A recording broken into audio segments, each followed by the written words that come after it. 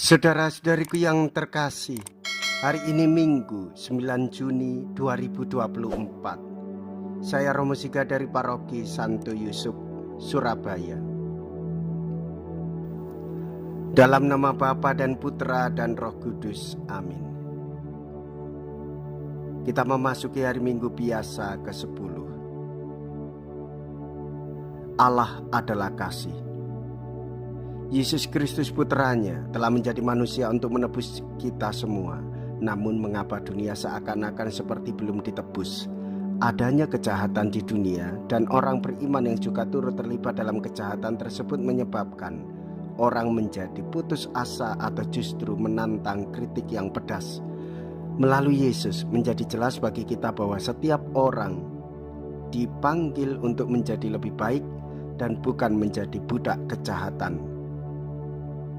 Dalam Ekaristi, Injil menunjukkan bahwa setan tidak berkuasa sedikit pun terhadap dia.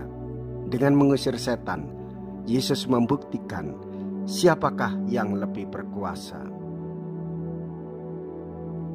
Kesudahan iblis sudah tiba. Mea culpa, mea culpa, mea maxima culpa. Marilah kita berdoa. Allah yang Maha Rahim, Engkau tidak menghendaki agar kami jatuh binasa. Oleh karena itu, buatlah kami bertobat dan berilah kami kekuatan untuk mengalahkan kuasa kejahatan dengan cinta kasih, sebagaimana diteladankan oleh Yesus Kristus Putramu. Sebab Dialah Tuhan dan pengantara kami, yang hidup dan berkuasa bersama dengan Dikau dalam persatuan Roh Kudus, Allah sepanjang segala masa. Amin. Tuhan bersamamu dan bersama rohmu. Inilah Injil suci menurut Markus. Dimuliakanlah Tuhan. Markus bab 3 ayat 20 sampai dengan ayat 35. Sekali peristiwa ketika Yesus dan murid-muridnya masuk ke sebuah rumah, datanglah orang banyak berkerumun sehingga makan pun mereka tidak dapat. Waktu kaum keluarganya mendengar hal itu, mereka datang hendak mengambil Yesus, sebab kata mereka, ia tidak waras lagi. Dan ahli-ahli Taurat yang datang dari Yerusalem berkata, ia kerasukan Beelzebul. Ada juga yang berkata, dengan penghulu setan ia mengusir setan. Yesus memanggil mereka, lalu berkata kepada mereka dalam perumpamaan, bagaimana iblis dapat mengusir iblis? Kalau suatu kerajaan terpecah-pecah, kerajaan itu tidak dapat bertahan. Dan juga suatu rumah tangga terpecah-pecah, rumah tangga itu tidak dapat bertahan. Demikianlah juga kalau iblis berontak melawan dirinya sendiri, dan kalau ia terbagi-bagi, ia tidak dapat bertahan. Malahan sudah tamatlah riwayatnya. Camkanlah, tidak seorang pun dapat memasuki rumah seorang yang kuat untuk merampas harta bendanya, kecuali kalau ia mengikat lebih dahulu orang kuat itu, lalu barulah dapat ia merampok rumah itu. Aku berkata kepadamu, sungguh semua dosa dan hujat anak-anak manusia akan diampuni, ya semua hujat yang mereka ucapkan. Tetapi apabila seorang menghujat Roh Kudus, ia tidak dapat mendapat ampun untuk selama-lamanya, sebab dosa yang dilakukannya adalah dosa yang kekal. Yesus berkata demikian karena mereka bilang bahwa ia kerasukan roh jahat. Lalu datanglah ibu dan saudara-saudara Yesus. Mereka berdiri di luar, mereka menyuruh orang memanggil Yesus. Waktu itu ada orang banyak duduk mengelilingi dia. Mereka berkata kepada Yesus, lihat, ibu dan saudara-saudaramu ada di luar dan berusaha menemui engkau. Jawab Yesus kepada mereka, siapakah ibuku?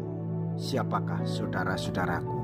Yesus memandang orang-orang yang duduk di sekelilingnya dan berkata, ini ibuku dan saudara-saudaraku.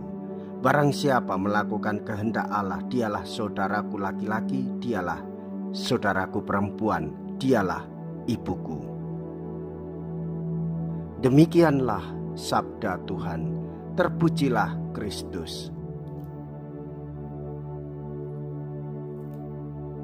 Saudara-saudariku yang terkasih, kita ini sebagai orang beriman dipimpin oleh Roh Kudus. Roh Kudus mengajarkan kepada kita untuk hidup di dalam cinta kasih Allah Bapa, hidup di dalam cinta kasih Tuhan kita Yesus Kristus. Maka benar apa yang disampaikan oleh Tuhan Yesus. Orang yang melawan Roh Kudus berarti dia hidup terpisah dari Allah Bapa, hidup terpisah dari Allah Putra, yaitu Tuhan Yesus Kristus. Justru melalui bimbingan Roh Kudus kita semakin dikuatkan di dalam cinta kasih, memelihara keluarga, memelihara komunitas, menjaga di dalam ikatan cinta kasih hidup bermasyarakat, lebih mengedepankan orang lain daripada kepentingan diri kita sendiri.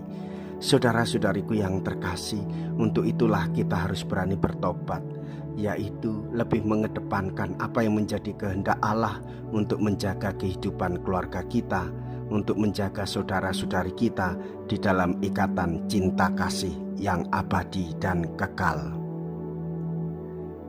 Jika kita berani hidup menderita dalam Yesus, maka kita akan dipermuliakan di dalam Kristus.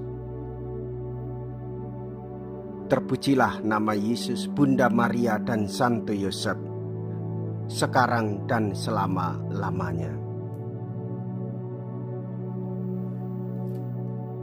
Marilah kita berdoa. Allah yang Maha Kasih, kami bersyukur kepadamu atas tubuh putramu yang telah kami santap. Semoga berkat kesatuan kami dengan putramu, segala kekuatan jahat terhalau dan segala berhala enyah dari hidup kami, sehingga kami dapat hidup bersama dalam suasana cinta kasih, persaudaraan dan kekeluargaan, sambil mengharapkan datangnya kerajaan-Mu yang abadi. Dengan pengantaraan Kristus, Tuhan kami. Amin. Tuhan beserta kita, sekarang dan selama-lamanya. Semoga Allah yang Maha Kuasa memberkati saudara sekalian, Bapa dan Putra dan Roh Kudus. Amin. Saudara-saudariku yang terkasih, pergilah. Ibadat sabda sudah selesai. Syukur kepada Allah.